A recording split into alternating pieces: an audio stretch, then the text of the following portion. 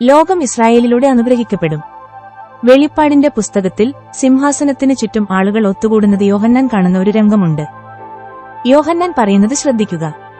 ഇതിന്റെ ശേഷം സകല ജാതികളിലും ഗോത്രങ്ങളിലും വംശങ്ങളിലും ഭാഷകളിലും നിന്നുള്ളതായി ആർക്കും എണ്ണിക്കൂടാത്ത ഒരു മഹാപുരുഷാരം വെള്ളനിലയങ്കി ധരിച്ചു കൈയിൽ കുരുത്തോലയുമായി സിംഹാസനത്തിനും കുഞ്ഞാടിനും മുമ്പാകെ നിൽക്കുന്നതു ഞാൻ കണ്ടു. ഉൽപ്പത്തി 12 ദൈവം അബ്രഹാമിനെ വിളിച്ചപ്പോൾ വെളിപ്പാട് 7-ാം അധ്യായം അവന്റെ മനസ്സിലുണ്ടായിരുന്നു. ഒരു ജനതയെ മാത്രമല്ല അവൻ മനസ്സിൽ കരുതിയത്, ലോകത്തിലെ എല്ലാ ജനതകളെയും അവൻ മനസ്സിൽ കണ്ടു. അവൻ അബ്രഹാമിനെ തിരഞ്ഞെടുത്തു, അവനിൽ നിന്ന് ഒരു ജനതയെ നിർമ്മിച്ചു. അത് യേശുവുമായുള്ള വിടവ് നികത്തുന്നു. യേശുവിൽ, ഉൽപ്പത്തിയിൽ ഈ വാഗ്ദാനത്തിന്റെ നിവൃത്തി നാം കാണുന്നു. വെളിപാടിൽ ഈ വാഗ്ദാനത്തിന്റെ ഫലം നമുക്ക് മനസ്സിലാകും.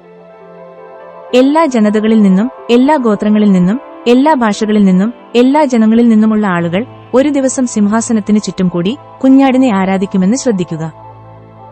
ഭൂമിയിലെ എല്ലാ ആളുകളും അബ്രഹാമിന്റെ സന്തതിയിലൂടെ അനുഗ്രഹിക്കപ്പെടുന്നതിന്റെ ഒരു ഉദാഹരണമാണിത്.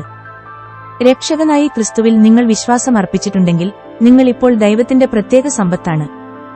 നിങ്ങളെ ഇരുട്ടിൽ നിന്ന് വിളിച്ചിരിക്കുന്നു. ആളുകളെ യേശുവിലേക്ക് നയിക്കാൻ, ഒരു വെളിച്ചമാകാൻ ദൈവം നിങ്ങളെ രക്ഷിച്ചു.